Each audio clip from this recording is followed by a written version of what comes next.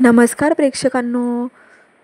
प्रेमाची गोष्टच्या आजच्या भागामध्ये असं पाहायला मिळणार आहे, सावनी आणि सागरची ॲनिव्हर्सरीचा प्रोग्राम चालू होणार असतो.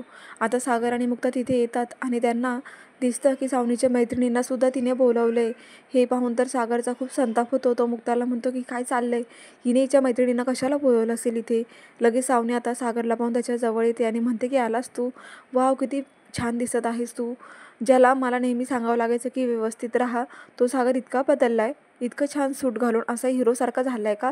आता सागरला खूप राग येत असतो सावनीच्या बोलण्याचा आणि मुक्ता फक्त सावनीची गंमत पाहत असते.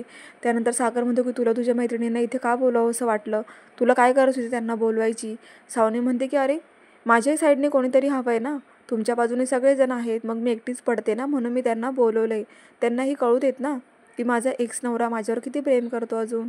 तेव्हा आता सावनीची मैत्रीण तिच्याजवळ येते आणि सागरला म्हणते की खरंच सावनी मॅडम किती लकी आहेत ना, तुमच्यासारखा नवरा मिळाला आहे. आमच्या नवऱ्यांना तर आमची ॲनिव्हर्सरीसुद्धा आठवत नाही आणि तुम्ही तर तुमच्या आधीच्या लग्नाची ॲनिव्हर्सरीसुद्धा विसरत नाही आहात. तेव्हा सागर म्हणतो की तोंड सांभाळून बोला, तुम्ही हे काय बोलताय. सागर खूप चिडत असतो. तितक्यात आता तिथे आदित्य हा ज्यूस पित असतो आणि मग लगेच सागर आदित्यला म्हणतो की तू खुश आहेस ना आदित्य, हे सर्व तुझ्यासाठी चाललं आहे, तू ठीक आहेस ना, असं म्हणून तो विषय बदलतो. इकडे आता मुक्ता ही सर्वांसमोर म्हणत असते की आपण अजून जास्त वेळ नको वाया घालवायला, आज तर खूप असा मस्त दिवस आहे ना, तेव्हा आपण लगेच सेलिब्रेशन करायला घेऊ. आता इकडे इंद्राणी केक ठेवल्यावर स्वाती, सागर सर्वजण पुढे उभे राहतात. लगेच आता मुक्ता म्हणते, ह्या प्रोग्रामची मेन थीम काय आहे हे मी तुम्हाला सांगू का.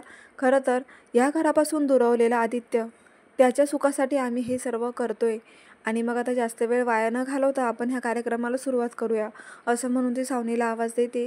आणि मग आता सावनी तिच्या मैत्रिणींना म्हणते की ही जास्तच हवेत उडते, आता बघतेस मी, हिलाही कळू दे, आता हिला कसं मी हाणून पाडते ना हेच बघ. आता सावनी खूप जोमात असते, तर इकडे मुक्ता तिला थांबवते आणि म्हणत असते, सावनी कापायचा ना केक. लगेच सावनी म्हणते की मुक्ता एक गोष्ट, सॉरी आणि थँक्यू. तेव्हा मुक्ता म्हणते का.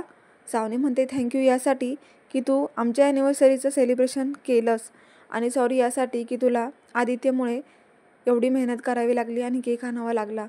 तेव्हा आता मुक्ता म्हणते एक मिनिट एक मिनिट. सावनी लगेच पुढे जात असते, तर मुक्ता तिला थांबवते आणि म्हणते की अजून एक गोष्ट बाकी आहे. सावनी म्हणते का, कोणी यायचं आहे का. तेव्हा मुक्ता म्हणते नाही, अहो रिअलायझेशन राहिले ना. हे बघा, सागर हा माझा नवरा आहे आणि माझ्या नवरा आणि माझ्यामध्ये येण्याचा प्रयत्नसुद्धा करू नका, म्हणजे असा विचारसुद्धा करू नका. काय ना, एक दिवस असा होता की तुम्ही त्या कचऱ्याच्या ढिगामध्ये पडलेल्या होत्या आणि मी तुम्हाला तिथून उचलून माझ्या घरी आणले. तेव्हा जर असा काही प्रयत्न केला किंवा मला सागरपासून तोडण्याचा प्रयत्न केला ना, तर मग मी पुन्हा त्या कचऱ्याच्या ढिगामध्ये तुम्हाला टाकायला काहीही पाहणार नाही मागे पुढे. तेव्हा आता तुम्ही जाऊ शकतात, असं मुक्ता बोलते आणि सावनीला तोंडावरच पाडते. सावनीचं तोंड पाहण्यासारखं होतं, तिला खूप चीड आलेली असते. त्यानंतर आता सावनी पुढे जाते आणि मग इथे केक कापण्याचा कार्यक्रम सुरू होतो. सागर आणि आदित्य हे दोघंही केक कापतात. सावनीला मात्र इंद्रा काही जागा देत नसते. ती इंद्राच्या मागून पुढून जागा भेटते का हे बघत असते. त्यानंतर ती स्वातीच्या बाजूने सुद्धा जाऊन बघते, तर स्वाती तिला ढकलत असते आणि तिला काही केक कापण्याची संधी मिळत नाही. एवढं करता करता इथे केकही कापून होतो आदित्याने सागरच्याच हाताने. इकडे सावनीला खूप राग येत असतो, कारण स्वाती तिला जागा देत नसते आणि इंद्राने सुद्धा तिला जागा दिलेली नसते. त्यानंतर आता इकडे सागर आणि आदित्य हे दोघंही केक कापून एकमेकांना भरवत असतात. त्यानंतर सागर हा सावनीला घास भरवतो. सावनी इथे खूप खुश होते आणि म्हणते की वा, तू शेवटी मला घास भरवलाच. तेव्हा सागर म्हणतो की थँक्यू, आणि हा घास मी तुला का भरवला माहिती आहे, कारण तू माझ्या आयुष्यातून निघून गेलीस आणि तुझ्या जाण्याने मला मुक्तासारखी बायको मिळाली. तेव्हा आता इकडे मुक्ता सागरचं बोलणं ऐकून खूप खुश झालेली असते. पुढे आता सावनीचा चेहरा पाहण्यासारखा होतो, तिला खूप राग आलेला असतो. तर आता सागर आणि मुक्ता हे दोघंही एकमेकांकडेच पाहायला लागतात. त्यानंतर सागर मुद्दामूनच मुक्ताला इशारा करतो केक खाण्यासाठी. तेव्हा आता मुक्ता सावनीला म्हणत असते की तुम्ही ही गोष्ट विसरलात, तुम्ही केक तरी पाहिलात का, केकवर काय लिहिलं आहे ते.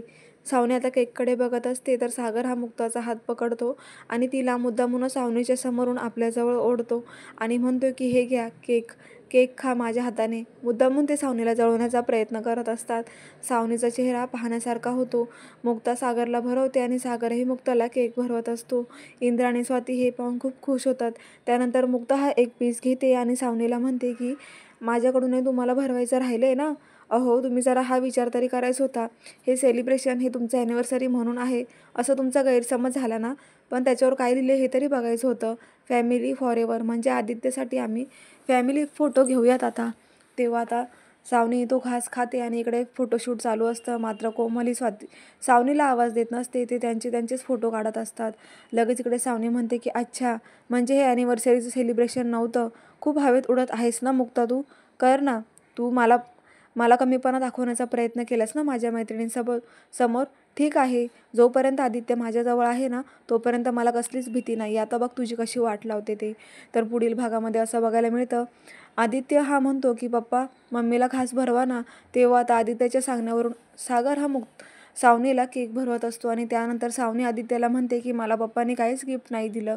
आता हे ऐकून आदित्यचा खूप संताप होतो. तो म्हणतो बाबा, ॲनिव्हर्सरी जर तुमची आणि मम्माची आहे तर तुम्ही आईला गिफ्ट का नाही दिलं? तुम्ही त्या मुक्ता आंटीला गिफ्ट का दिलं? मला याचं उत्तर द्या.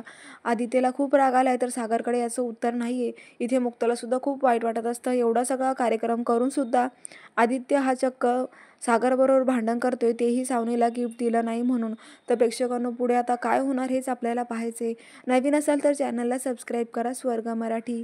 नोटिफिकेशनसाठी बेल आयकॉनवर क्लिक करा. धन्यवाद.